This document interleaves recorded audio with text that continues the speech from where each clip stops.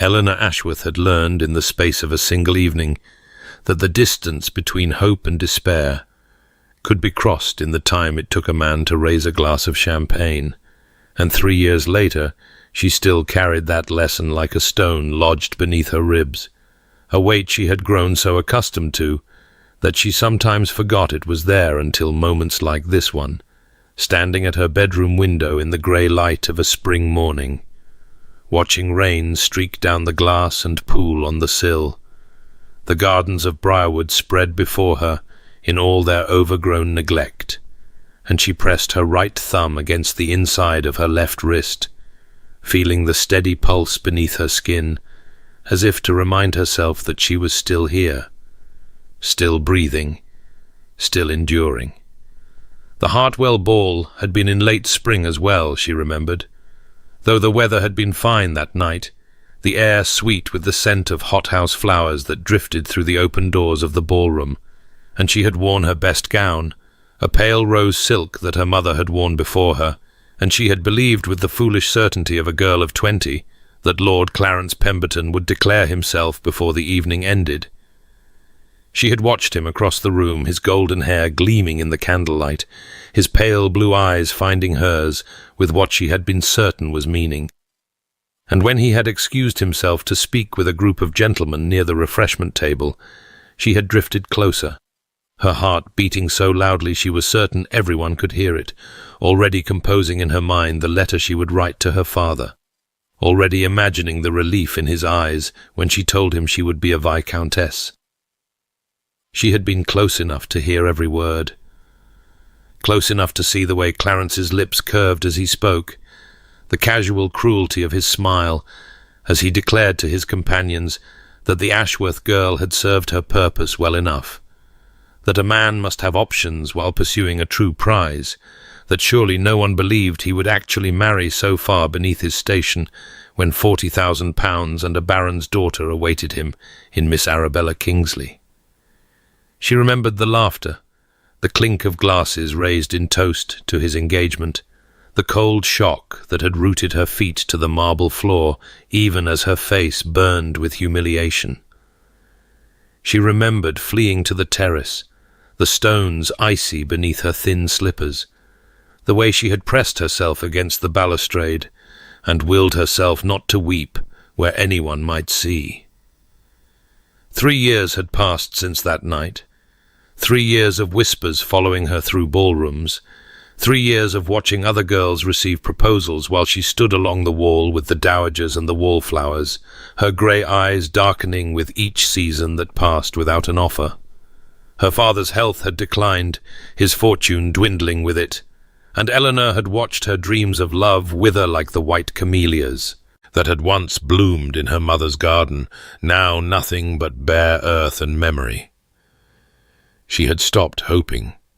It was, she had discovered, the only way to survive.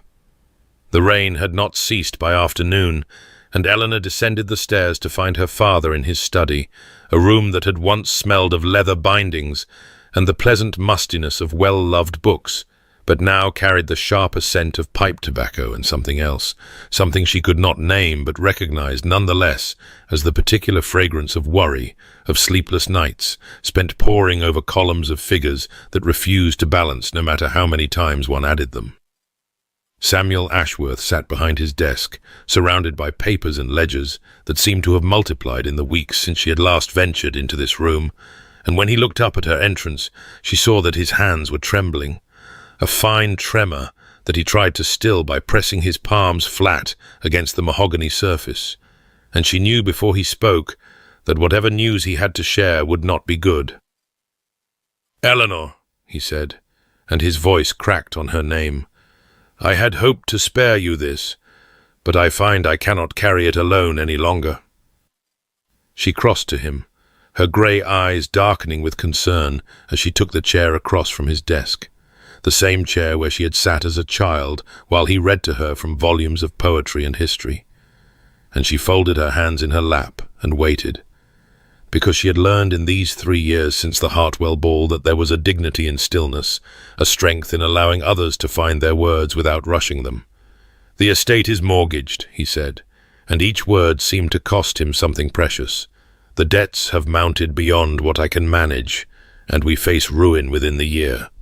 He told her then of the failed investments, the tenant rents that had not covered the repairs needed after the harsh winter, the creditors who had been patient but whose patience had finally worn thin, and as he spoke, Eleanor felt the stone beneath her ribs grow heavier, pressing against her heart until she thought she might not be able to breathe. "I have failed you in fortune, my dear," her father said, and his eyes, so like her own, glistened with tears he would not let fall. "But never in love. Never in that." Eleanor rose and moved around the desk to kneel beside his chair, taking his trembling hands in her own steady ones, and she spoke of practical things, of positions she might take as a governess or companion to some wealthy family, of the skills she possessed that might be of use. And she did not allow her voice to waver, even as something inside her quietly shattered at the thought of leaving Briarwood, of leaving the garden where her mother's camellias had once bloomed, of becoming a stranger in someone else's house. Her father protested, as she had known he would, but she pressed on, insisting she would rather work than be a burden, and they were still speaking of possibilities when Mrs. Beckett appeared in the doorway, her weathered face uncertain, holding a letter that had arrived by express messenger. Samuel Ashworth took it with hands that shook more violently now, broke the seal of dark green wax, and read. And Eleanor watched the colour drain from his face as he read it again, his lips moving silently over words she could not see. Without speaking, he handed it to her, and she took the heavy cream paper and saw the signature at the bottom before she read anything else. Frederick Thornton, Duke of Ashford. The words above that signature were businesslike, almost cold in their precision, speaking of requirements and observations and suitability, and yet they contained within them an offer that made Eleanor's hands tremble so violently that the paper crackled between her fingers. An offer of marriage, an offer to settle all her father's debts, an offer that would save everything and everyone she loved. Extended by a man she had met exactly twice in her life, and could barely remember beyond an impression of height and darkness, and eyes that had seemed to look through her rather than at her. Eleanor did not sleep that night, though she lay in her narrow bed with the covers drawn to her chin, and her eyes fixed on the ceiling where shadows moved like restless spirits in the guttering candlelight, and she turned the Duke's letter over in her mind, as one might turn a strange coin found in the garden, examining every edge and surface for some clue to its origin and meaning. She knew so little of Frederick Thornton, Duke of Ashford, that she might as well have received a proposal from a figure in a painting, a stern-faced ancestor staring down from a gilded frame, with eyes that revealed nothing of the soul behind them. What she did know came in fragments, pieces of gossip overheard at assemblies and whispered behind fans, that he had married young, a love match by all accounts, and that his wife had died in childbed along with the son she had tried to give him, that he had retreated from society entirely after the tragedy, his London townhouse shuttered, his seat in Parliament empty, his name spoken less and less frequently, until he had become something of a ghost, a title without a presence, that those who had encountered him in recent years spoke of a man transformed, cold where he had once been warm, silent where he had once been charming, his green eyes holding all the welcome of a winter forest. She remembered seeing him twice, both times at large gatherings where she had been too insignificant to warrant his attention, and he too remote to invite anyone's approach. A tall figure, broad-shouldered, dark-haired, standing apart from the crowd with a glass of wine he never seemed to drink, leaving before the dancing began. She had thought him proud. She had thought him forbidding. She had not thought of him at all, really, until this letter had arrived to upend everything she believed about her future. Morning came grey and damp, the rain having gentled to a fine mist that clung to the windows and beaded on the overgrown hedges, and Mrs. Beckett entered with her usual brisk efficiency, setting down a tray of tea and toast before pausing to study Eleanor's face with the knowing eyes of a woman who had served this family for 20 years and could read its daughter like a well-worn book. "You did not sleep," Beckett said, and it was not a question. Eleanor told her then, the words spilling out in a rush she could not contain, and Beckett listened without interruption, her weathered hands folded over her apron, her expression giving nothing away, until Eleanor had finished and sat breathless, waiting for judgment. "A man's true nature shows in how he treats those who can do nothing for him, my lady," Beckett said at last, her voice carrying the weight of hard-won wisdom. "Watch how he speaks to the servants." Eleanor rose and dressed and walked out into the garden, her slippers dampening in the wet grass as she followed the familiar paths past the roses gone wild and the fountain choked with leaves, until she came to the corner where her mother's camellias had once bloomed in clouds of white, their waxy petals catching the light like captured moonbeams. The plants had died the winter after her mother, as if they could not bear to remain in a world she had left, and Eleanor knelt now in the bare earth where they had grown, pressing her fingers into the cold soil, as if she might find some trace of them there, some echo of the woman who had loved them. Her mother had married for love. Her parents had been happy, genuinely happy, in a way that had seemed to Eleanor as natural and inevitable as sunrise, until the Hartwell ball had taught her that such happiness was not her birthright, but a rare gift, bestowed on the fortunate and denied to those who dared to hope for it. She would not hope. She would not allow herself to hope. Hope was the cruelest trap of all, and she had learned that lesson at too high a cost to forget it. She would accept the Duke's proposal because it was practical, because it would save her father, because she had no better options and precious few worse ones. She would expect nothing but the terms he had outlined: his name, his protection, his fortune applied to her family's debts. She would not dream of more. She rose, brushing the dirt from her fingers, and walked back toward the house to write her acceptance. The carriage wheels crunched over gravel as they passed through the great iron gates of Thornwood Park, and Eleanor pressed her right thumb against the inside of her left wrist, feeling the rapid flutter of her pulse beneath the thin skin, as if it might somehow anchor her to this moment that seemed both impossibly real and utterly dreamlike. For the estate that unfolded before her was nothing like she had imagined during those sleepless nights at Briarwood, nothing like the cold and forbidding fortress her fears had constructed from whispered rumours and half-remembered glimpses of its master. The house rose from the landscape like something that had grown there rather than been built, its honey-coloured stone warm even beneath the pale spring sky, its windows catching the light and throwing it back in welcome rather than warning, and the grounds surrounding it were immaculate without being severe. Ancient oaks standing sentinel along the drive while carefully tended gardens softened the approach with early blooms in shades of cream and palest pink. Her father sat beside her, his hand finding hers and squeezing once, and she drew strength from that touch even as she steeled herself for what awaited within those graceful walls, for the man who had written such a businesslike proposal and who now expected her to become his duchess in exchange for her family's salvation.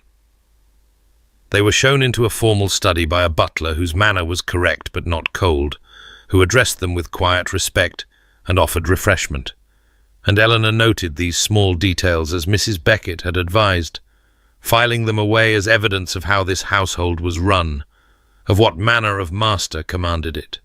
She was standing before a tall window that overlooked a rose garden when she heard his footsteps, measured and deliberate, and she turned to face Frederick Thornton, Duke of Ashford, as he entered his study and became real to her at last.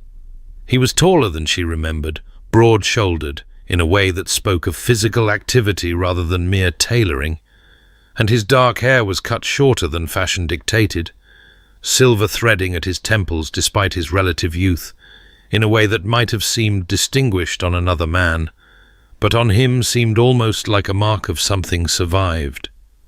His eyes met hers, and she felt the impact of that gaze like a physical thing, for they were green, the deep green of forest shadows, and they revealed nothing, nothing at all, as they moved over her face with an assessment that was thorough and entirely unreadable.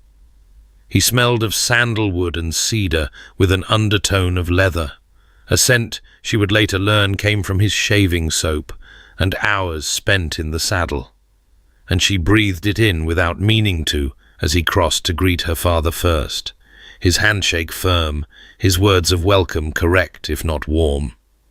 The meeting proceeded with the formality of a business negotiation, which Eleanor supposed it was, and she listened as he outlined the terms in that clipped, precise voice that used words like currency to be spent sparingly. Her father's debts cleared in their entirety, a generous personal allowance for her use, full authority over the household and its management, a position of respect and security that would last the remainder of her days. He spoke of requiring a hostess, a partner in the management of his estates, someone of intelligence and dignity who could navigate the demands of his position, and he did not speak of affection, did not speak of companionship beyond the practical, did not speak of anything that might have suggested this was more than an arrangement of mutual convenience. When he asked if she had questions, Eleanor surprised herself by speaking before she could think better of it, her voice steady despite the hammering of her heart. "Why me, Your Grace? You could have any woman in England." His jaw tightened almost imperceptibly, a muscle flexing near his ear, and for a moment she thought she had offended him beyond repair. But when he spoke, his voice was, if anything, slightly less guarded than before. "I have observed your character over the years, Miss Ashworth. I witnessed your conduct at the Hartwell ball, and in the seasons that followed. I saw a woman who endured public humiliation with dignity, who did not retreat into bitterness or cruelty, who carried herself with quiet grace when lesser souls would have crumbled." He paused, and something flickered in those green depths, something she could not name. "I have no interest in a wife who wants me for my title or my fortune. I want a practical partnership with a woman of substance. I believe you are that woman." Eleanor felt the weight of his words settle over her, felt the strange comfort of being seen, truly seen, even if what he saw was only her usefulness. "I will not pretend to offer you love, madam," he continued, and his voice dropped lower, rougher, as if the words cost him something to speak.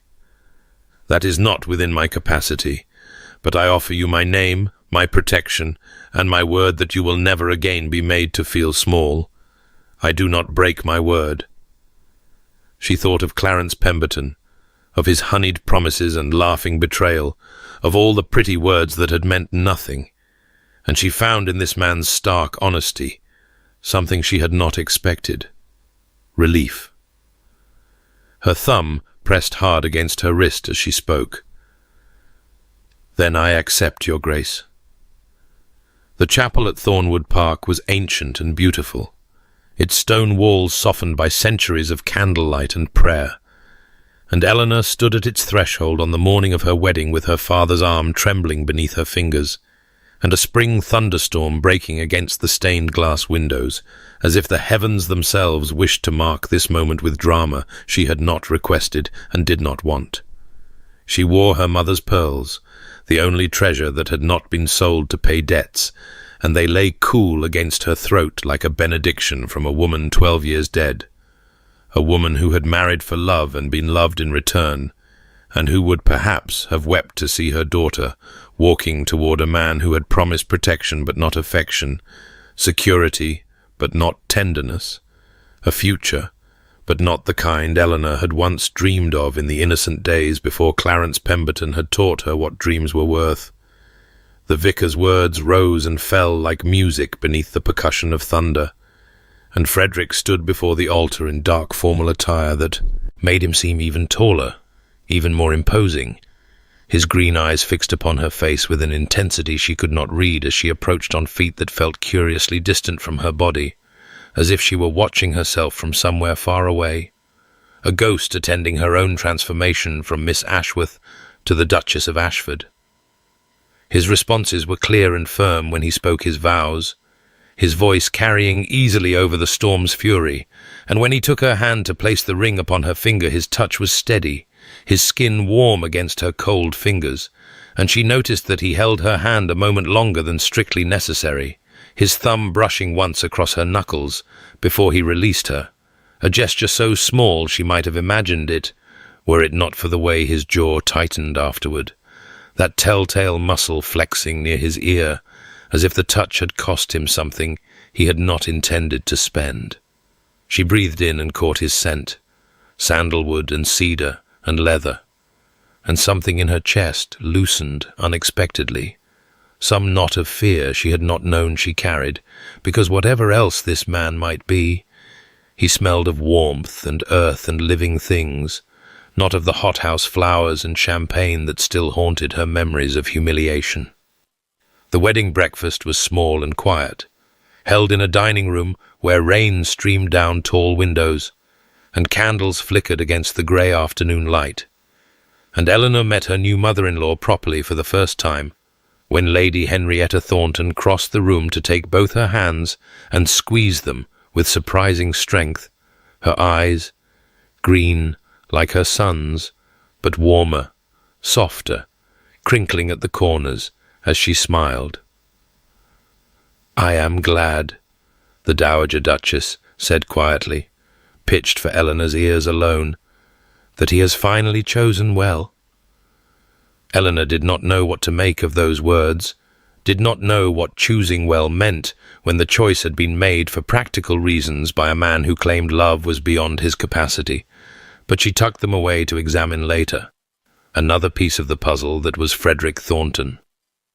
Her father embraced her before retiring to his guest chamber, his eyes bright with tears he would not shed, and whispered against her hair that he was proud of her, that her mother would have been proud, that she was the best thing he had ever done in a life full of failures. And Eleanor held him tightly and did not let herself weep, because weeping would suggest grief, and she was not grieving. She was simply beginning something new, something unknown, something that required all the dignity she possessed. That evening, with the storm still muttering against the windows and the house grown quiet around her, Eleanor found herself alone in the vast library, drawn there by the promise of books and solitude, and a few moments to breathe without being watched. And she was running her fingers along the spines of a collection of Shakespeare's works when she heard footsteps, and turned to find Frederick standing in the doorway, his cravat loosened, his dark hair slightly dishevelled, looking almost uncertain for the first time since she had met him. "You found the library," he said, and she thought she detected approval in his clipped tone. "I hoped you would." They spoke then, carefully, tentatively, of books and preferences, and Eleanor admitted her love of Shakespeare's sonnets, particularly the ones about love that endured, and she quoted without thinking, "Let me not to the marriage of true minds admit impediments," and something flickered in his green eyes, something she could not name, before he admitted that he preferred the histories, the tales of kings and battles and power, though he did not disdain poetry entirely. The conversation was nothing remarkable, nothing that would set hearts racing or inspire great verse, but something eased between them in that candle-lit room, some wall lowered by a fraction, and when he finally bade her good night, he paused at the door and said quietly, "You did well today. Thank you." It was not romance, but as Eleanor stood alone in the library listening to his footsteps fade and the storm finally gentling to rain, she thought that perhaps it was something, a foundation upon which other things might someday be built, and she pressed her thumb to her wrist and felt her pulse beating steady and strong beneath skin that still remembered the warmth of his hand. The first fortnight of her marriage passed in a curious suspension between the life Eleanor had known and the life she was still learning to inhabit, and she moved through the great rooms of Thornwood Park with the careful attention of a scholar studying a text in an unfamiliar language, watching, always watching, for the clues that would tell her what manner of man she had married, and what manner of existence awaited her within these graceful walls. She remembered Mrs. Beckett's advice, as she observed Frederick with the household staff, noted how he addressed the butler by name, and inquired after the footman whose mother had taken ill with a fever, how he paused in the corridor to speak with a housemaid who had dropped a vase and stood trembling in anticipation of his wrath, only to hear him say, in that clipped but not unkind voice, that accidents happened, and she should fetch someone to help with the broken pieces before she cut herself. The housekeeper, a formidable woman named Mrs. Hartley, who had served the family for 30 years, confided to Eleanor, over a discussion of menus, that His Grace had personally approved funds for the head gardener's daughter to attend a school for young ladies in the village, a kindness he had forbidden anyone to mention to the girl's father, lest the man's pride be wounded. Eleanor filed these observations away like precious documents, evidence accumulating toward a verdict she was not yet ready to render, and she found herself looking for Frederick in rooms where she had no reason to expect him, listening for his footsteps in corridors, noting the particular quality of silence that seemed to follow in his wake. Lady Henrietta became her guide through these early days, taking tea with her each afternoon in the sunny morning room where generations of Thornton women had no doubt sat before them. And it was during one such afternoon that the Dowager Duchess began to speak of the son Eleanor was still struggling to understand. "He was not always this way," Lady Henrietta said, her green eyes, so like her son's, but softened by age and warmth, growing distant with memory. "As a boy he was lively, quick to laugh, forever bringing home injured creatures he had found in the woods and insisting they be nursed back to health. He felt everything so deeply, my Frederick. Too deeply, perhaps." She did not speak of Catherine directly, but the shadow of that name hung between them, and Eleanor understood without being told that something had broken in Frederick Thornton 5 years ago. Something that had transformed a warm and feeling man into the controlled, guarded figure she had married. "My son has been a ghost these 5 years, Eleanor," Lady Henrietta said quietly, reaching across to take her hand with surprising strength. "You are the first thing that has made him seem alive." Eleanor carried those words with her as she explored the house in the days that followed, learning its rhythms and secrets, and it was during one such exploration that she found herself in the portrait gallery, a long room lined with generations of Thorntons gazing down from gilt frames with eyes that seemed to follow her progress. She was studying a painting of a young woman in the fashion of the previous century, wondering if this might be the grandmother whose jewellery Frederick had not yet mentioned, when her foot caught on a loose edge of carpet and she stumbled forward with a sharp intake of breath. Strong hands caught her elbow before she could fall, steadying her with a grip that was firm but careful, and she looked up to find Frederick standing close, so close she could smell sandalwood and cedar and leather, so close she could see the flecks of gold in his green eyes. His hand was warm through the thin fabric of her sleeve, large and capable, and he held her a moment longer than necessary, his fingers pressing gently against her arm as if assuring himself she was steady. And something passed between them in that suspended instant, something Eleanor could not name, but felt like heat spreading from the point of contact through her entire body. Then his jaw tightened, that telltale muscle flexing near his ear, and he released her abruptly, stepping back as if burned. "You should have that seen to," he said, his voice clipped, nodding toward the offending carpet, and he turned and left without another word, his footsteps echoing in the gallery long after he had disappeared from view. Eleanor stood alone among the portraits of his ancestors, her skin still warm where he had touched her, and pressed her thumb against the inside of her wrist as if to steady a pulse that had suddenly, inexplicably, begun to race. The third week of her marriage settled into a rhythm that Eleanor found herself anticipating with a pleasure she did not examine too closely, for examination would require acknowledgement, and acknowledgement would lead to hope. And hope was a door she had nailed shut 3 years ago in a ballroom that still haunted her dreams. Her mornings began with correspondence in the morning room, Lady Henrietta guiding her through the intricacies of ducal obligations, with a patience that spoke of genuine affection rather than mere duty, and her afternoons were given to walks through the grounds, or rides on the pretty chestnut mare that Frederick had presented to her without comment, as if providing his wife with a horse worth more than her father's entire stable were a matter of no consequence. But it was the evenings she treasured most, though she would not have admitted it even under torture, those quiet hours in the library where Frederick sometimes joined her, and they spoke of estate business, or books, or nothing of particular importance, conversations that meant nothing, and yet somehow meant everything, for she found herself listening for his footsteps in the corridor and feeling something loosen in her chest when he appeared in the doorway, his dark hair slightly dishevelled from a day of riding, his green eyes finding hers across the room with an expression she could not read.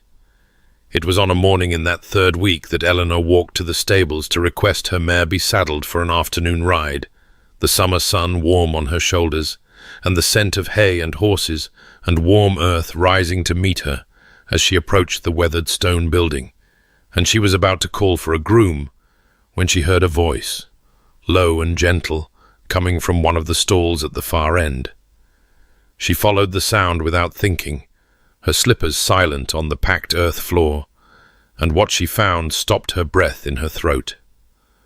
Frederick knelt in the straw of an empty stall, his coat discarded, his shirt sleeves rolled to the elbow, and in his large, capable hands he cradled a small grey cat with a white-tipped tail, its paw wrapped in what appeared to be a makeshift bandage torn from his own handkerchief.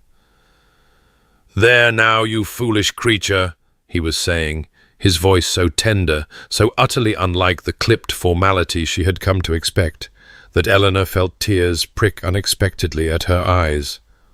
"Hold still. I cannot help you if you insist on struggling."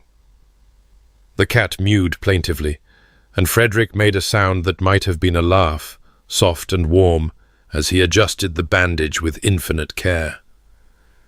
"Yes, I know it hurts. But you should not have been climbing where you had no business climbing, should you?" Eleanor must have made some sound, some small intake of breath, because his head came up sharply and his eyes met hers, and she watched the transformation happen in the space of a heartbeat, the tenderness draining from his face like water from a broken vessel, replaced by that familiar guarded blankness that she was beginning to hate. He rose, brushing straw from his trousers, and walked past her with only a nod, his jaw tight, that muscle flexing near his ear, and Eleanor stood alone in the stable with the grey cat, watching her from the straw, and her heart aching with something she refused to name. That evening, she could not stop thinking about what she had witnessed, about those large hands that had caught her elbow in the portrait gallery now cradling an injured animal with such exquisite gentleness. And when Lady Henrietta joined her for tea, she found herself asking carefully about Frederick's nature as a boy. The dowager's green eyes softened with memory and grief.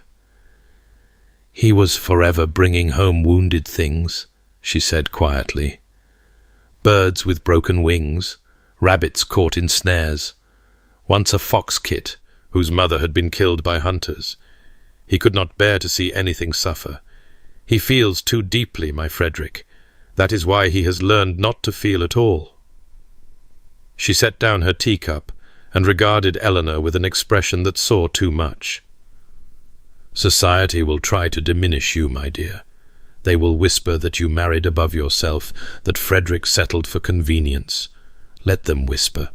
The day will come when they see the truth, that my son did not settle at all. He finally chose wisely.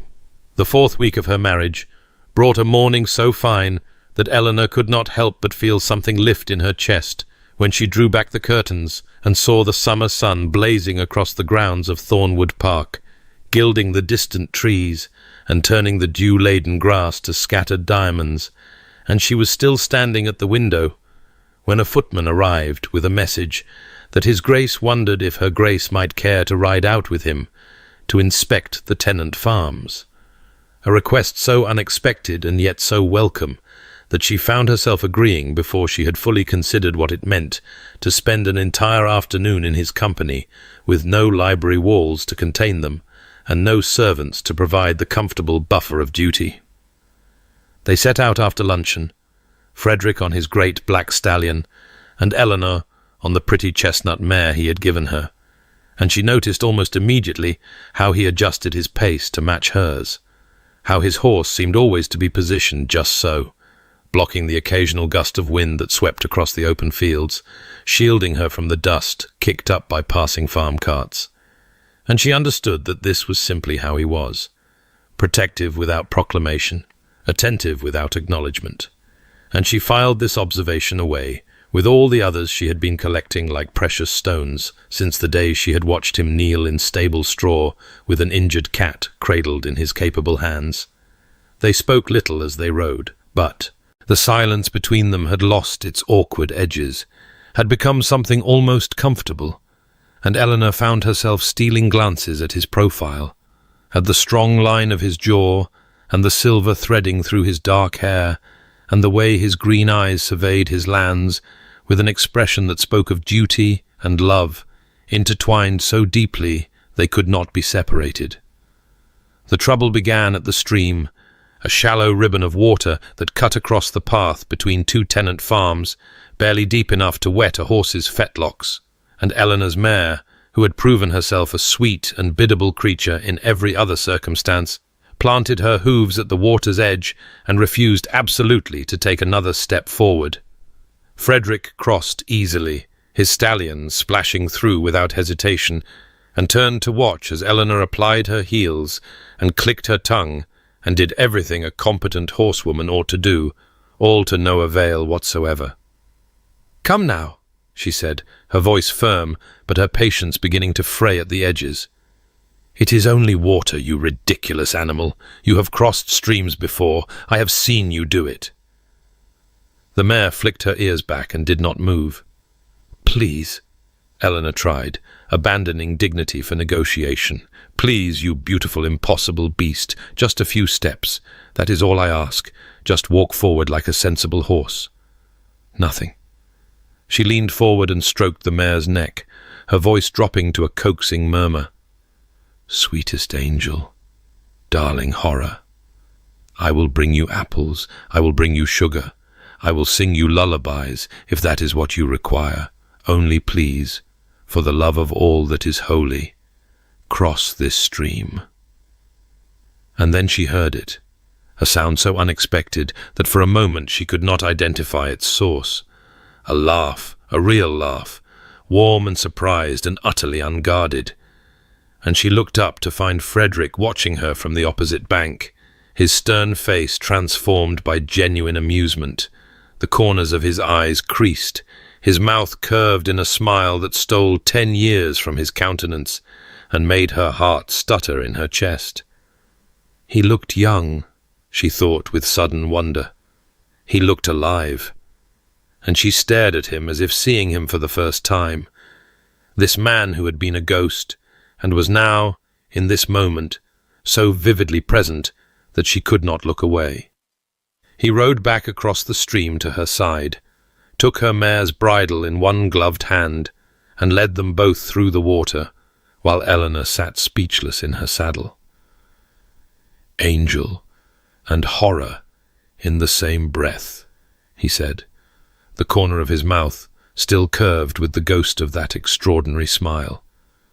"You have a gift for contradiction."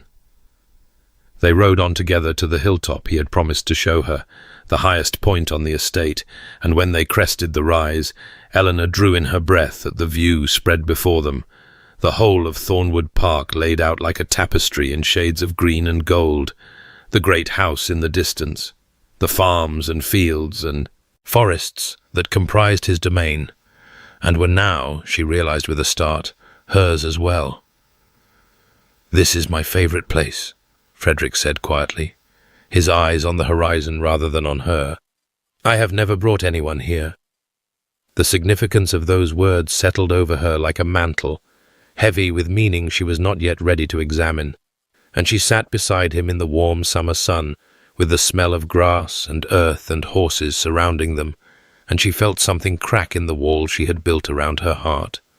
A fissure, small but irreparable, and she knew with terrifying certainty that she was in danger of feeling far more than was wise for this complicated, guarded, unexpectedly tender man who had married her for convenience and was showing her, piece by piece, the hidden country of his soul. The 5th week of her marriage brought with it a contentment Eleanor had not anticipated and did not entirely trust, for contentment was a close cousin to hope, and hope remained a door she had sworn never to open again. Yet she found herself waking each morning with something perilously close to eagerness, her grey eyes seeking the window to gauge the weather, and her mind already turning to the day ahead, to the correspondence she would review with Lady Henrietta, to the afternoon walk she might take through the gardens, to the evening hours in the library where Frederick might join her, and they might speak of nothing consequential, while something unspoken hummed beneath every word. Mrs. Beckett noticed the change, as Mrs. Beckett noticed everything.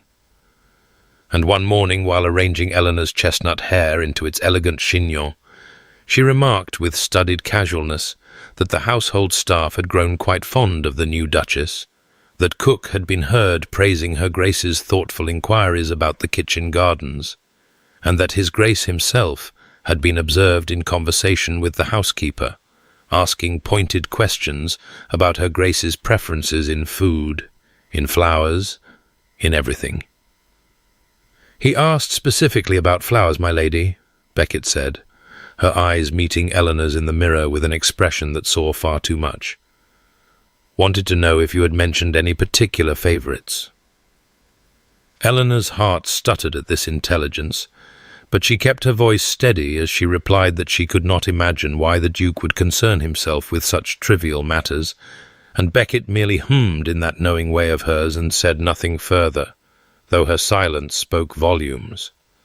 3 days later, a delivery arrived that drove all pretense of indifference from Eleanor's mind. A crate from a London bookseller, heavy and promising, which a footman carried to her private sitting-room, at His Grace's instruction. Eleanor opened it with trembling fingers to find a complete set of Shakespeare's works, 20 volumes bound in the most beautiful green leather she had ever seen, the spines tooled in gold, the pages edged in gilt that caught the summer light streaming through the windows. There was no note, no card, nothing to indicate the sender. But Eleanor knew. She knew with a certainty that made her press her thumb hard against the inside of her wrist to steady the sudden racing of her pulse.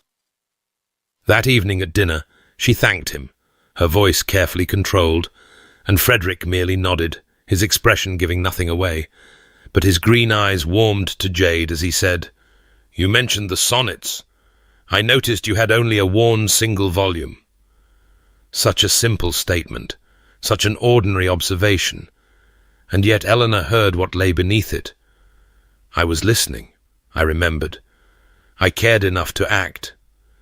She could not speak past the tightness in her throat, and he did not seem to expect a response, returning his attention to his meal, as if he had not just shaken the foundations of everything she believed about this marriage. 3 days after the books arrived, Eleanor was walking in the garden when she heard unfamiliar voices near the south wall, and she followed the sound to find a weathered man in a nurseryman's apron, directing 2 assistants in the planting of small shrubs, their glossy dark leaves and waxy white buds unmistakable even from a distance. White camellias. Eleanor stopped walking, stopped breathing, her hand rising to press against her chest, where her heart had begun to pound with painful intensity.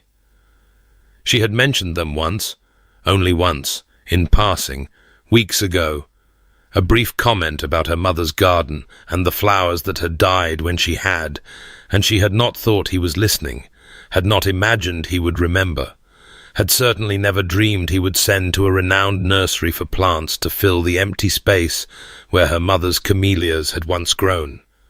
She stood frozen as the gardeners worked, as the white blooms nodded in the summer breeze, as the scent of them reached her and brought with it a flood of memory so powerful she had to close her eyes against it. Her mother's hands, gentle and sure, teaching her to tend the delicate plants.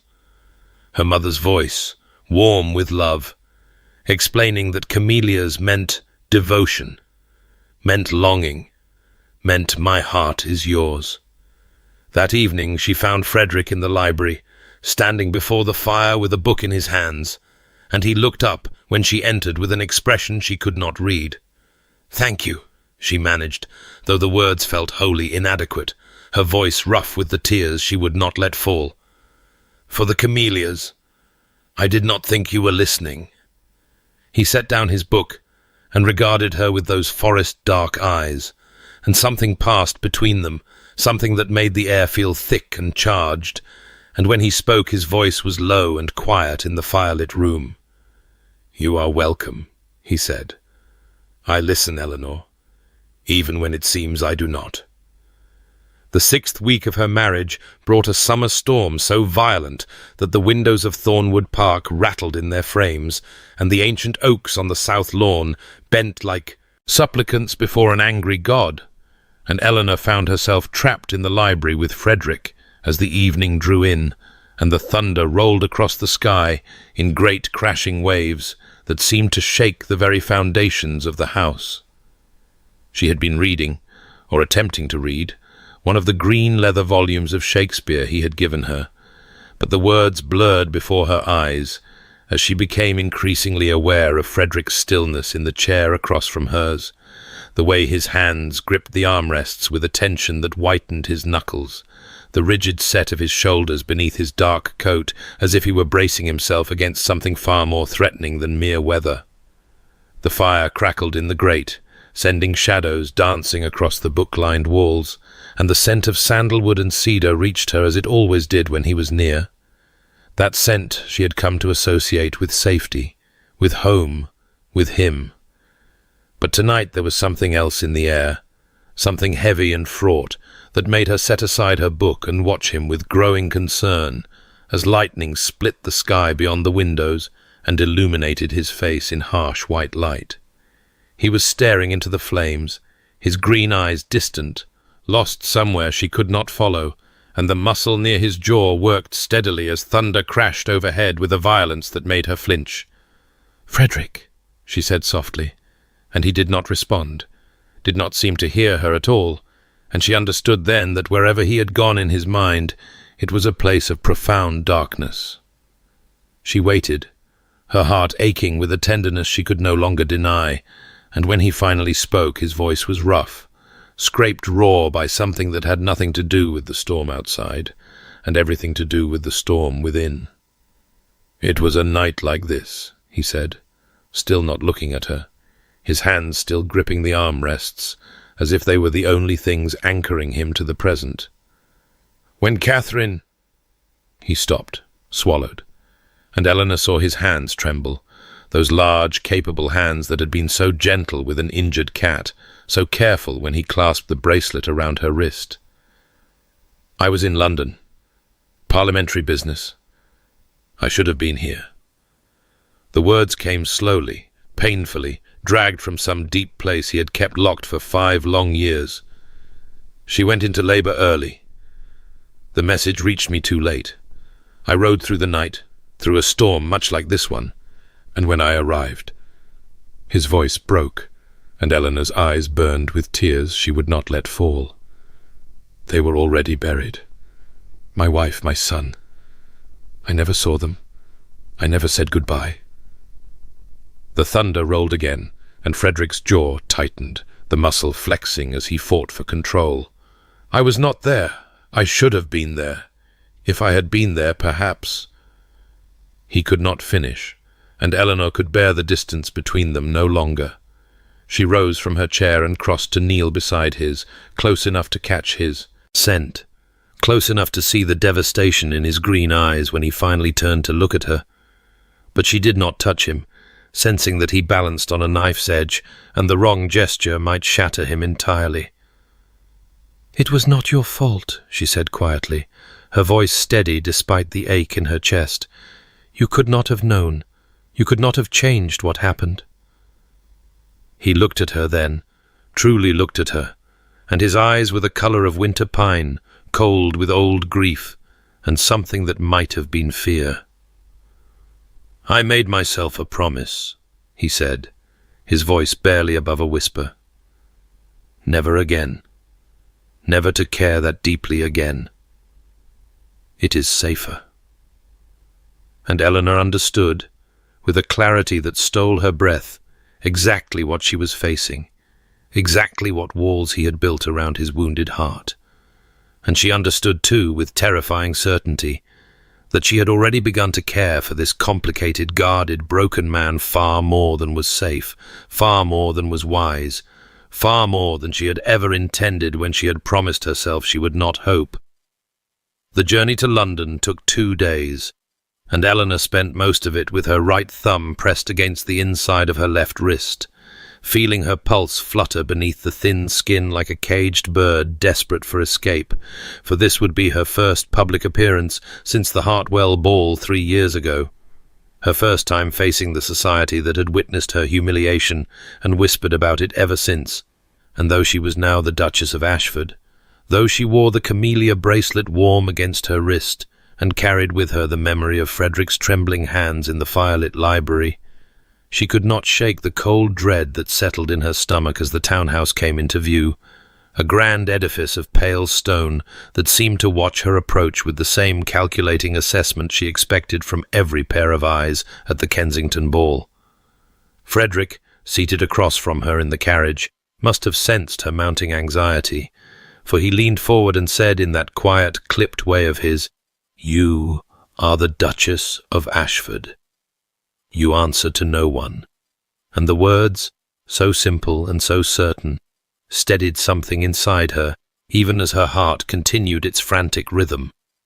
Lady Henrietta had travelled separately, but arrived within the hour, sweeping into the townhouse drawing-room with the air of a general preparing for battle, her sharp eyes taking in Eleanor's pale face and offering a small, knowing smile that promised solidarity. The night of the ball arrived with the cruel swiftness of all dreaded things, and Eleanor stood before her mirror in a gown of deep green silk that Mrs. Beckett had insisted upon, the colour rich and dark as forest shadows, as a certain pair of eyes that had begun to haunt her dreams. And when Frederick appeared at her chamber door to escort her downstairs, she saw something flicker in his expression, something warm and almost wondering that made her breath catch, before his face resumed its usual stern composure. The Kensington ball was everything she remembered society events to be, and everything she had hoped never to endure again. The blaze of 1,000 candles, the crush of bodies in silks and satins, the symphony of music and laughter, and beneath it all the constant, sibilant hiss of whispers that seemed to follow her like a shadow as she entered on Frederick's arm. She held her head high, her spine straight, drawing on every lesson her mother had ever taught her about dignity and grace. And Frederick stayed close, so close she could catch the scent of sandalwood and cedar that had become as familiar to her as her own heartbeat, his presence a bulwark against the curious stares and pointed glances. They danced, and Eleanor discovered that Frederick waltzed as he did everything else, with controlled power and surprising grace, his hand warm and steady at her waist, his green eyes never leaving her face. And for a few breathless moments she forgot the watching crowd, forgot the whispers, forgot everything but the strength of his arm and the way his fingers tightened almost imperceptibly against her back. The music ended, and reality returned with brutal swiftness, in the form of a golden-haired figure approaching through the crowd, Lady Arabella Pemberton on his arm, like a beautiful, brittle ornament. And Eleanor felt the old wound tear open as Lord Clarence Pemberton stopped before them with a smile that did not reach his pale blue eyes. "Your Grace," he said to Frederick, with a bow that bordered on mockery, then turned that calculating gaze upon Eleanor with an expression of exaggerated surprise. "And the former Miss Ashworth, now so remarkably elevated." I confess myself astonished that Ashford was so desperate as to look so far beneath his station for a bride. The words struck like blows, designed to wound, designed to remind her of exactly what she had been and what he had deemed her worth. And Eleanor felt herself freeze, felt the old humiliation rise like bile in her throat, her thumb pressing hard against her wrist as 3 years of carefully buried pain threatened to overwhelm her. But before she could speak, before she could flee, Frederick stepped forward, positioning himself between her and Clarence, and his green eyes had gone cold as winter pine. Frederick's response to Clarence was devastating in its quiet control, his voice carrying just enough for the nearby listeners to hear without ever rising above the measured tone of a man who had no need to shout when his very presence commanded attention. And Eleanor watched as the muscle in his jaw tightened. That familiar tell she had come to know so well in the weeks of their marriage, the sign that he was suppressing something fierce beneath his composed exterior. "I would choose my words with great care, Pemberton," he said. And though his voice remained low, there was something in it that made Clarence's pale blue eyes flicker with the first hint of uncertainty. "You speak of desperation. Yet I recall hearing that your own marriage was motivated by rather mercenary considerations, and how fortunate that worked out so well for you." His gaze flicked to Arabella, whose brittle beauty seemed to crack further beneath the implication, her sharp smile faltering as the surrounding guests fell into a silence that spoke louder than any whisper, for everyone knew the truth of the Pemberton marriage, the empty fortune locked in trusts, the wife who took lovers openly, the husband who had traded love for gold and received nothing but misery in return. Frederick's hand moved then to rest at the small of Eleanor's back, warm and steady through the deep green silk of her gown, a gesture of possession and protection that sent heat spreading through her, even as her heart pounded against her ribs, and she felt the weight of every watching eye, the collective intake of breath from the gathered society that had once witnessed her humiliation and now witnessed something else entirely. "My wife," Frederick continued, and the way he said the word made it sound like a declaration of war and a vow of devotion all at once, "is the finest woman in this room, and I did not settle, Pemberton. I chose, and I would make the same choice 1,000 times over." The words fell into the silence with the weight of absolute conviction, and Eleanor could not breathe, could not think, could only stand there with his hand burning through her gown and his green eyes cold as winter pine as they held Clarence's gaze until the other man looked away, pale and diminished, while Arabella's face twisted with something that might have been envy or might have been the bitter recognition of everything she had lost in choosing wealth over worth. Frederick guided Eleanor away then, his hand never leaving her back as he steered her through the parting crowd toward a private terrace where the cool night air rushed over her heated skin and she could finally draw breath, her whole body trembling with the aftermath of what had just occurred. "You did not need to," she began, but he interrupted her, his voice rough in a way she had only heard once before, in a fire-lit library during a storm when he had spoken of graves and grief and the terrible cost of caring. "Yes," he said, turning to face her in the moonlight, his green eyes fierce and burning with something she was afraid to name. "I did, Eleanor. I made you a vow. I told you that you would never again be made to feel small, and I meant it. I meant every word." The sound of her name on his lips, spoken with such intensity, such fierce protectiveness, shattered something inside her, some final wall she had built around her wounded heart, and Eleanor realized with stunning, terrifying clarity that she was in love with him. Desperately and completely in love with this complicated, guarded man who showed his heart through actions rather than words, who had defended her honor before all of society, who looked at her now as though she were something precious and irreplaceable, and the thought filled her with equal measures of joy and terror. For she knew too well the danger of hope, and yet she could no longer deny that hope had taken root in her heart, despite every promise she had made to keep it out. Eleanor woke to the pale grey light of a London morning filtering through unfamiliar curtains, her body heavy with exhaustion, though she had lain in bed for hours, her mind refusing the mercy of sleep as it replayed the events of the Kensington ball in an endless, dizzying loop.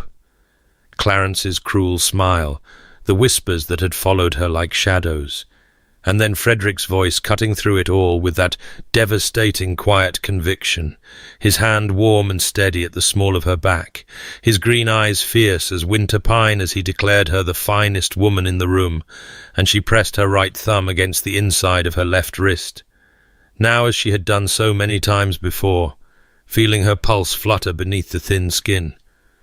But this time the rapid rhythm was not born of fear or humiliation, but of something far more dangerous, something she had sworn never to feel again.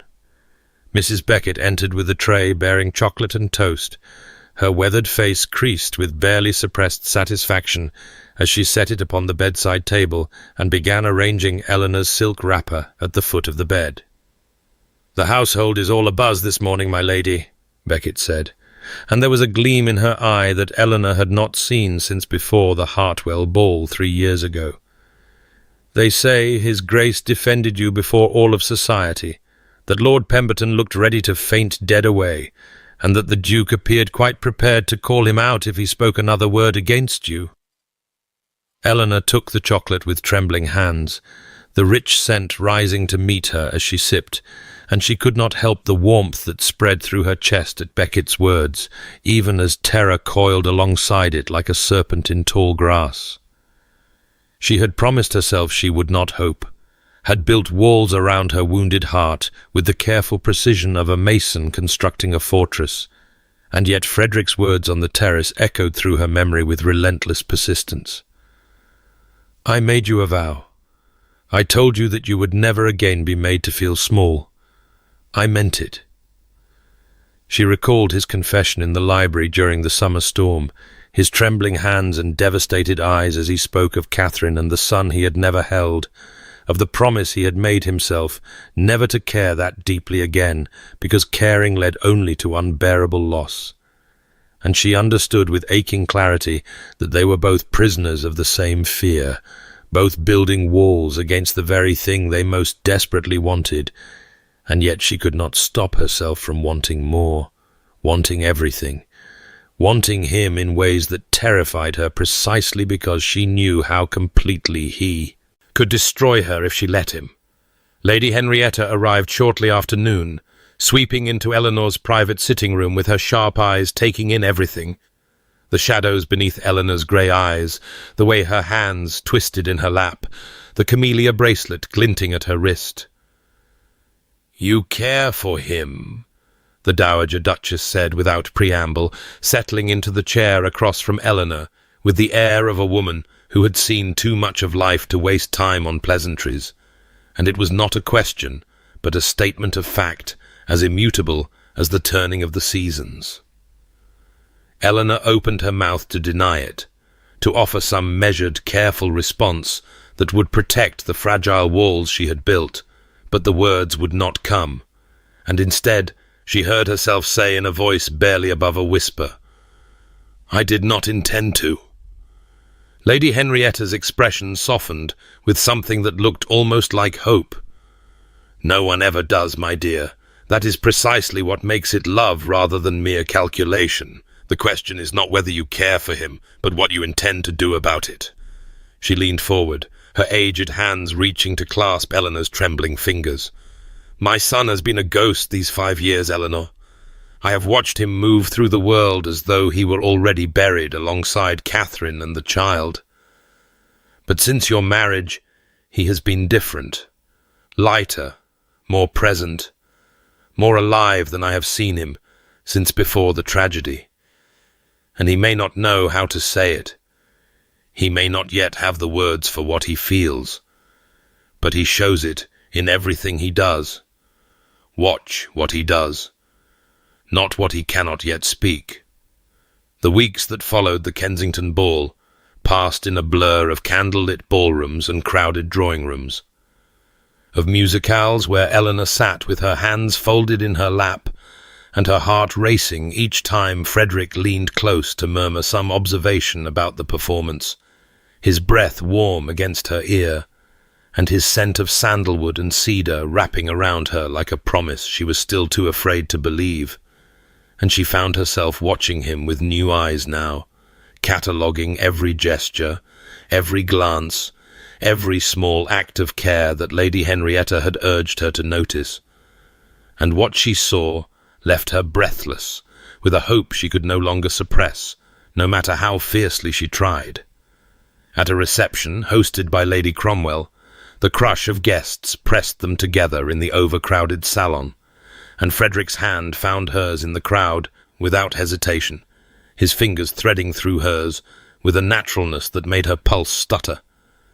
And when a portly gentleman jostled past them with too much enthusiasm, Frederick shifted his body to shield her, angling himself between Eleanor and the press of guests, as though protecting her were as instinctive as breathing.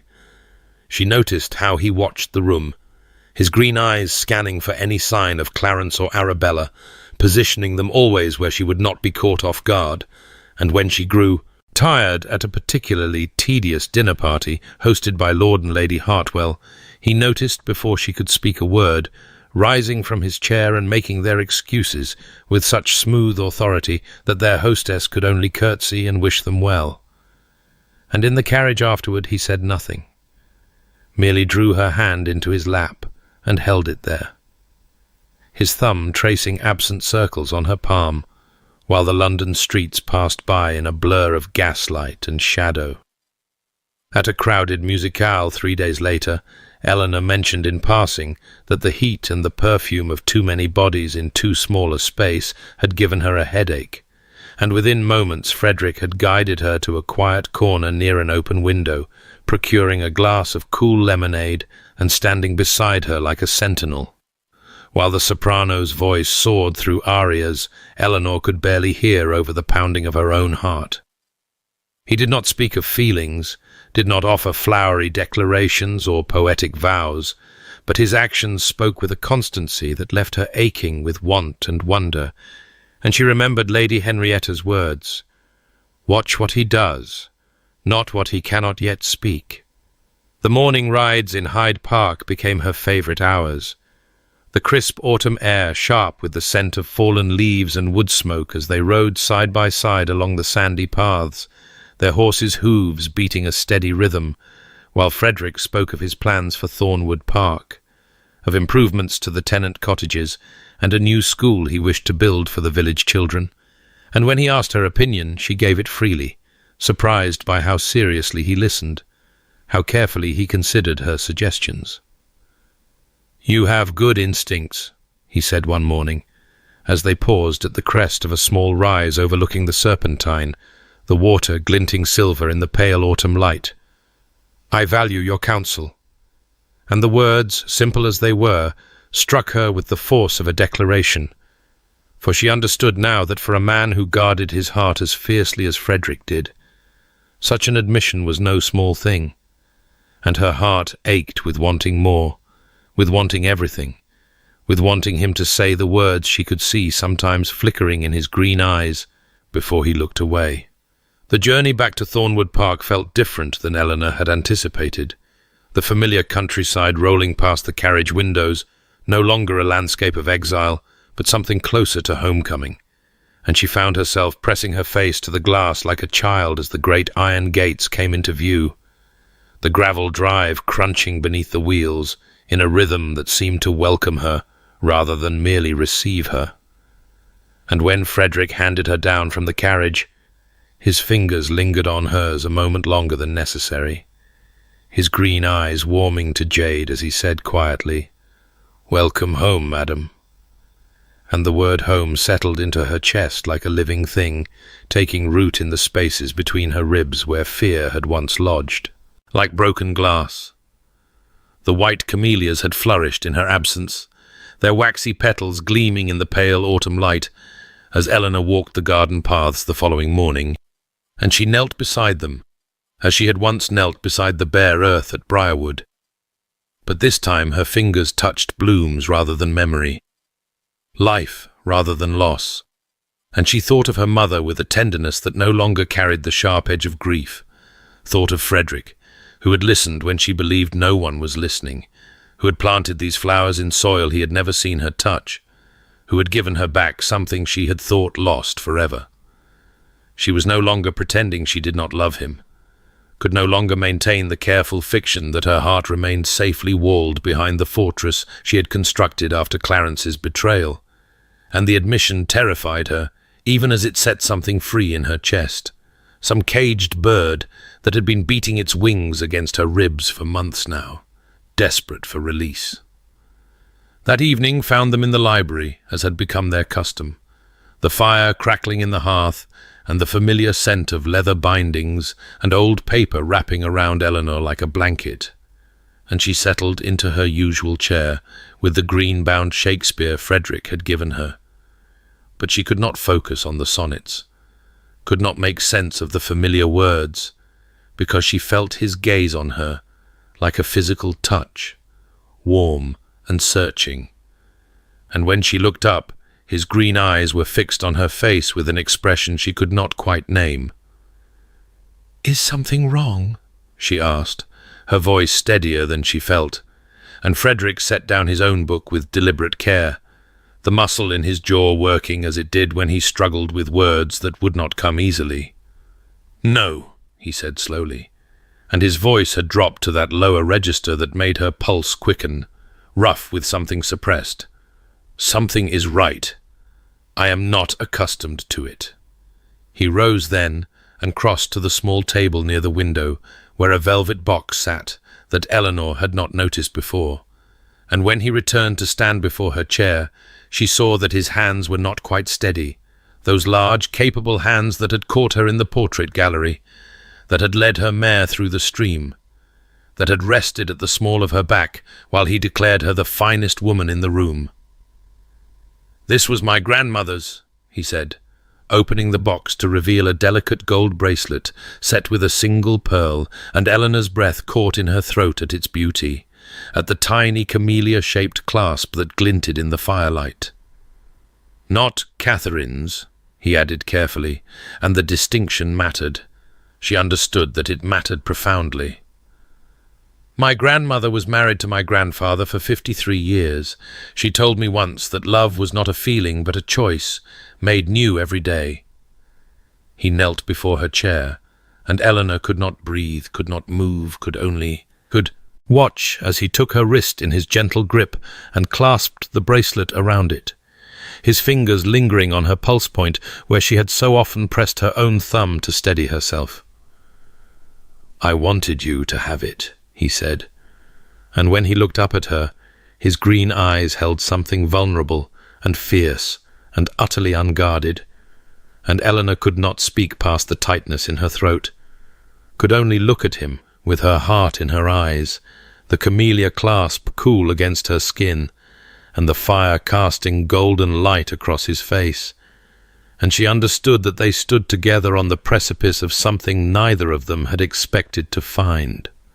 The storm announced itself with a low rumble that seemed to rise from the very foundations of Thornwood Park, and Eleanor felt the sound move through her chest as she sat in her usual chair by the library fire, the camellia bracelet warm against her wrist, and her grey eyes fixed on Frederick, where he stood before the flames, with his back to her, his broad shoulders rigid beneath the fine wool of his coat, and his hands clasped behind him, in that posture she had come to recognize as the one he assumed when words failed him, when the feelings he had spent 5 years suppressing threatened to break through the walls he had so carefully constructed, and she could not speak, could not move, could only watch him and wait, while the thunder rolled closer and the lightning painted silver shadows across the library's tall windows, and the fire crackled and spat, as if it too sensed the magnitude of what trembled unspoken in the air between them. He turned to face her at last, and his green eyes were not cold, were not guarded, were instead raw with something that made her breath catch in her throat, and when he spoke his voice was rough, halting, each word dragged from some deep place within him that he had kept locked away since the night he had ridden home to find Catherine and his son already in the ground. "I told you once," he said, and paused, and the muscle in his jaw flexed as it always did when he struggled against himself. "I told you once that love was not within my capacity, that I could offer you my name and my protection but not my heart. And I believed it, Eleanor. I believed it because believing it was safer than admitting the truth." He crossed the room to her then, his movements no longer controlled but urgent, almost desperate, and he knelt before her chair as she had once knelt beside his, and when he took her hands in his own, she felt the tremor in his fingers, those large, gentle hands that had caught her in the portrait gallery and clasped the bracelet around her wrist and touched the injured stable cat with such unexpected tenderness. "I was wrong," he said, his voice dropping lower, becoming almost rough with suppressed emotion. "I was a coward. I have been a coward since the moment I first saw you standing in my study with your chin raised and your grey eyes full of quiet defiance, telling me you would accept my proposal because you had no choice, but that you would rather die than marry a man who could not love you. And I thought, this woman, this extraordinary woman, she deserves so much more than I can give her, and I was terrified, Eleanor. I was terrified because I knew even then that you had already begun to matter to me in ways I had sworn never to allow." The storm broke fully now, rain lashing against the windows and thunder shaking the glass in its frames, and Frederick lifted one hand to cup her face, his thumb brushing away the tears she had not realized were streaming down her cheeks, as he recited softly, his green eyes holding hers, "Love is not love which alters when it alteration finds, or bends with the remover to remove." And she recognized the words from Sonnet 116, the very poem she had mentioned on their wedding night in this very library, and she understood that he had remembered, that he had always remembered, that he had been listening even when she thought he was not. "I have loved you, Eleanor," he said, and his voice broke on her name. "Since the moment you stood before me and refused to pretend, I have loved you, and I have been terrified of it, terrified of losing you as I lost Catherine, terrified of caring so deeply that your absence would destroy me. But I cannot pretend any longer. I cannot keep myself from you any longer, and if you will have me, if you can forgive me for being too much a coward to speak sooner, I will spend the rest of my life proving that you were right to hope, that love is not mere fantasy, that you deserve to be chosen, truly chosen, not for convenience or practicality, but because you are irreplaceable, because you are everything, because I cannot imagine my life without you in it." Eleanor reached for him then, her hands framing his face as his had framed hers, and she told him through her tears that she loved him too, that she had promised herself not to hope, but hope had never asked her permission. And when he kissed her at last, the storm raged on outside.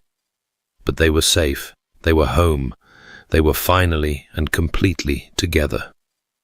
The storm still raged beyond the windows as Frederick lifted her from the chair where they had stood wrapped in each other's arms, and Eleanor found herself carried through the darkened corridors of Thornwood Park, with her face pressed against his neck, where the scent of sandalwood and cedar and leather surrounded her like a promise, his arms steady and sure beneath her, as if she weighed nothing at all, as if he had been waiting all his life to carry her exactly thus.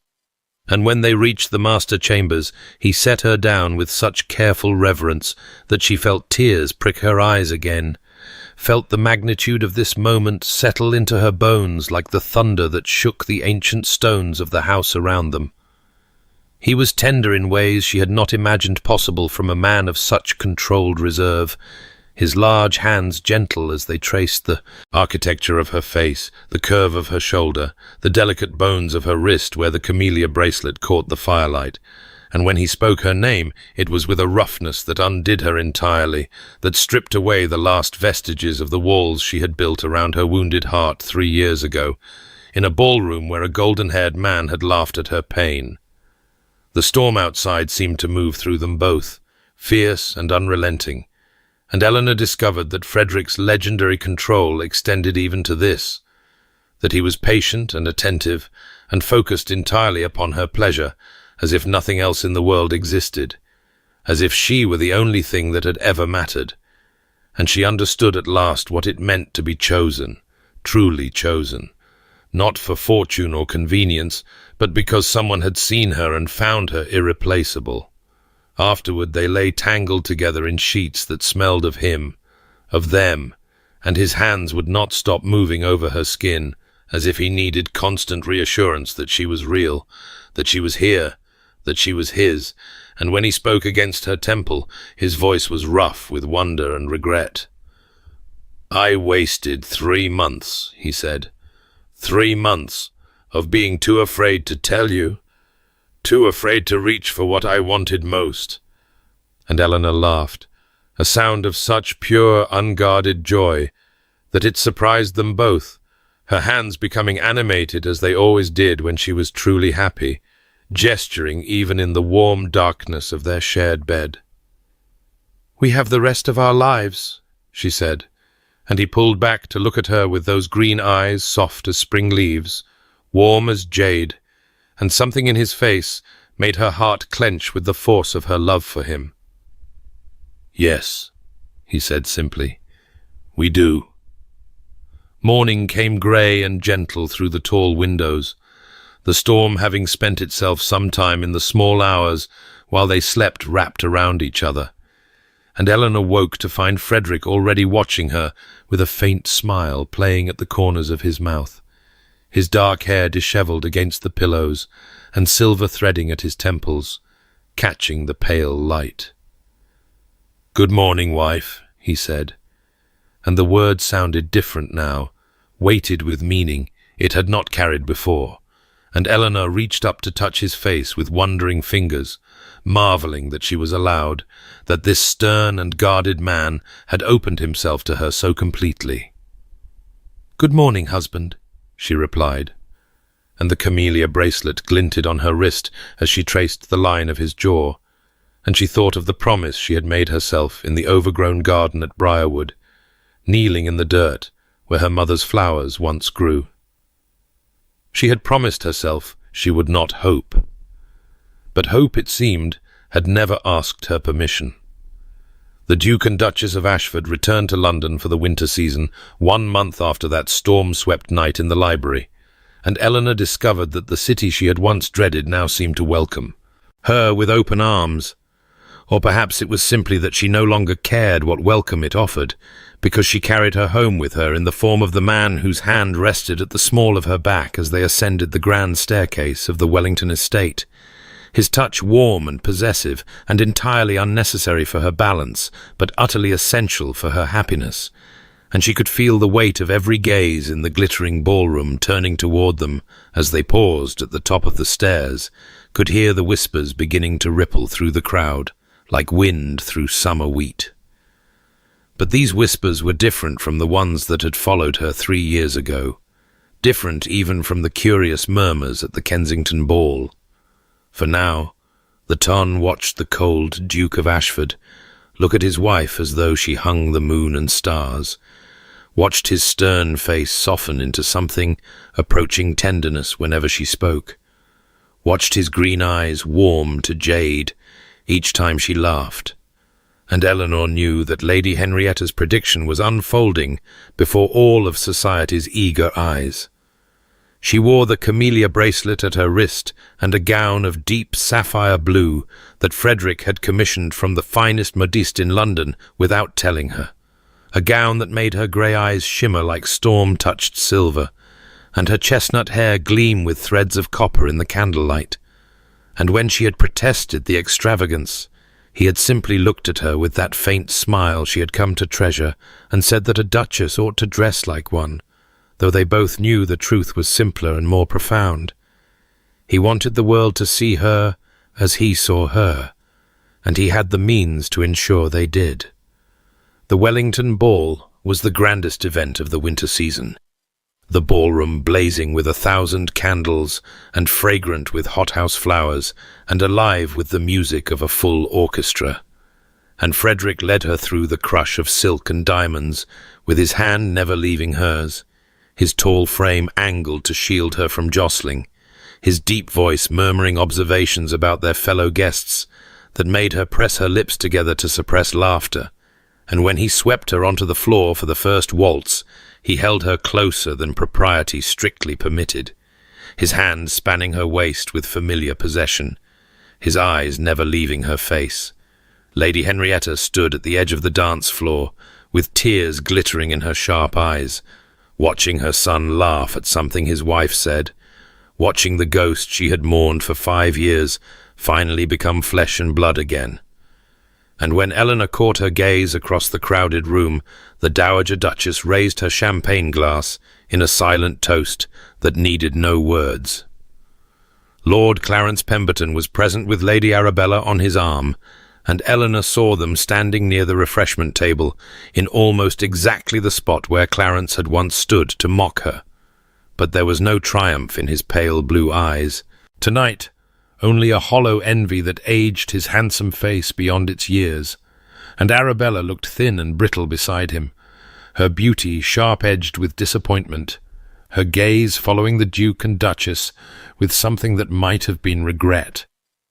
Frederick noticed them too, and he made a point of dancing with Eleanor again and again, of fetching her champagne himself rather than sending a footman, of laughing openly at her dry observations about the more ridiculous fashions on display. And when Lord Harrison Wellington approached to comment on the Duke's obvious devotion to his bride, Frederick's response carried clearly across the nearby dancers. "I am the most fortunate man in England, Wellington, for I married the only woman who ever told me she would rather die than be my wife, and it seems she has changed her mind." Laughter rippled through the crowd, warm and approving, and Eleanor felt heat rise to her cheeks, even as joy bloomed in her chest, and she watched Clarence turn away with his jaw tight and his soft hands clenched at his sides, and she thought of the girl she had been 3 years ago, fleeing this very world in tears, and she pressed her thumb against the inside of her wrist, not to steady herself, but simply to feel her own pulse beating strong and sure, the pulse of a woman who had been chosen, truly chosen, and who would never doubt her worth again. The years that followed the Wellington Ball unfolded like the pages of a story Eleanor had once believed too beautiful to be written for someone like her. And yet here she was, living it, breathing it, watching it bloom around her with each passing season, as Thornwood Park transformed from the grand house where she had arrived as a practical bride into the home where she had discovered that love was not the cruel illusion she had feared, but something far more remarkable, something that grew stronger. With each morning she woke in Frederick's arms, and each evening they spent together in the library, where he had first confessed his heart to her, while storms raged beyond the windows. 3 years after that winter season of their public triumph, Eleanor stood in the garden, where the white camellias now flourished in magnificent profusion, their waxy petals gleaming in the summer sunlight, and she watched her daughter toddle across the lawn toward Frederick, who knelt with his arms outstretched, and his stern face transformed by a smile that still had the power to steal her breath, and she pressed her hand against the swell of her belly, where their second child grew, and felt tears prick her eyes at the abundance of her joy. Little Catherine. Henrietta Thornton, named for the wife Frederick had lost, and the mother who had never stopped believing her son would find happiness again, had her father's dark hair and her mother's grey eyes, and she laughed as Frederick swept her up and settled her on his shoulders, his large hands gentle and sure, as they had always been with anything small and vulnerable.